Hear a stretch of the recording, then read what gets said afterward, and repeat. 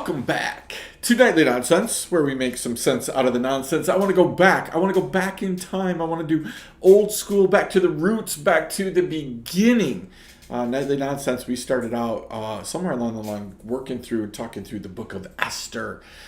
There's some truths in Esther that I think are so relevant for today. They're relevant for what we're doing, so I'm not going to go back through the whole book.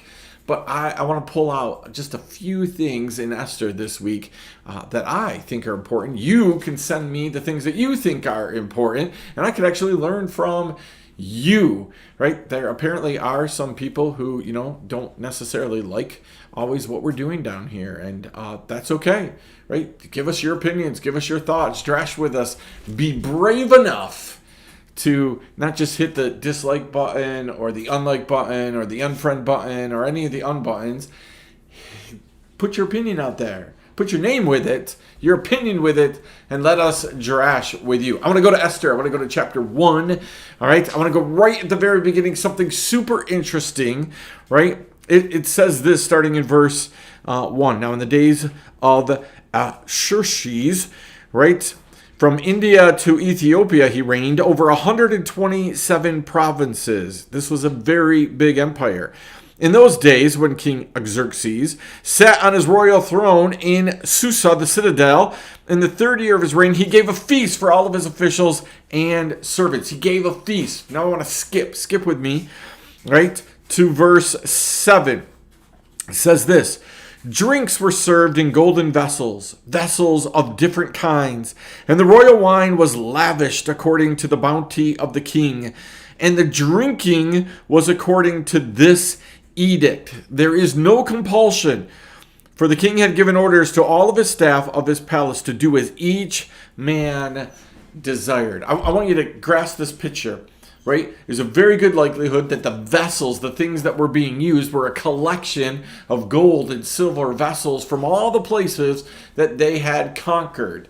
Right? They took all of these valuable vessels and they were bringing it out. It represented not just, hey, we're rich and we're wealthy, but we're conquerors. Look at what we've conquered. To the spoils, right? To the rich go the spoils. I think that's how that goes, right? To the victors go the spoils. This is the concept. But in the midst of this, we see this very little fact that most people just kind of rush over, right? The edict from the king concerning this party was, hey, no compulsion. We're not telling you to do anything. Have whatever you want. Have as much as you want, right? Every man did what was right in his own sight, right? This is the worldly philosophy. No parameters, right? Everybody wants to get to a place where they are wealthy enough, where they have enough stuff, where they can do whatever they want. I've thought about this lots of times when people get married and they have an open bar, right? Lots of times there's a parameter on that, a time limit. Have as much as you want during this time limit. You can only possibly drink so much. But if you have an open bar the entire night of a wedding, well, wow. I mean, that means people can have whatever they want, as much as they want, however they want. There's no compulsion. There's no stopping you. We got to be careful because we live in a world that wants this as the philosophy. Whatever you want, however much you want, whenever you want, wherever you want. And we know that that is not good. People who raise kids like that end up in really big trouble. Their kids get this philosophy, and then there's no parameters. And anytime they run into parameters, they fight against those parameters because they've been taught whatever you want, whenever you want, however much you want, right?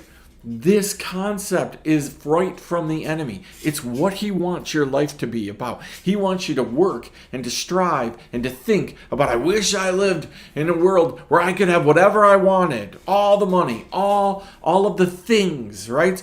All of the people moments, whatever I want. I could have whatever job I want, whatever cars I want, all the stuff. He wants you working towards that. He wants that to become your mindset. And as a culture, we see that today. People parameters are becoming less and less. Whatever you want, however you want it, whenever you want it, That's not a biblical concept. So I want you to think tonight with me. What are some of the parameters that God has put in your life that are good for you?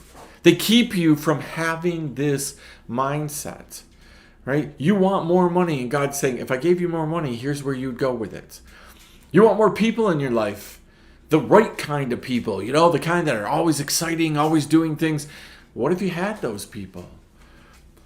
The right kind of health, what if you had it? The right kind of whatever it is, what if you had what you wanted?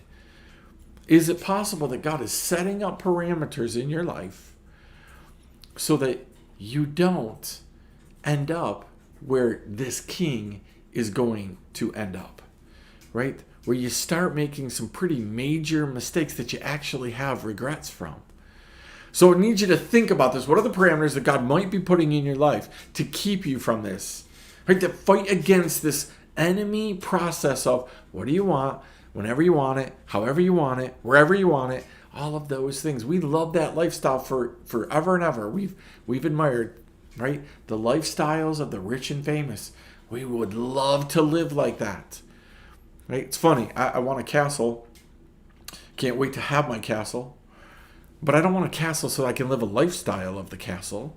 I want a castle so I can actually use the castle. I don't want the fancy dresses, and I don't want all the other stuff, and I don't want all the problems that go along with it. I just want the actual physical castle so I can use it. We got to be careful, because most of us, we've got this unrealistic version of the lifestyle that we want. God might have some parameters, some things to say about this. Say, if I gave it to you, you'd end off track. Think about that. Lots and lots to think about. We'll see you next time. Nightly Nonstop.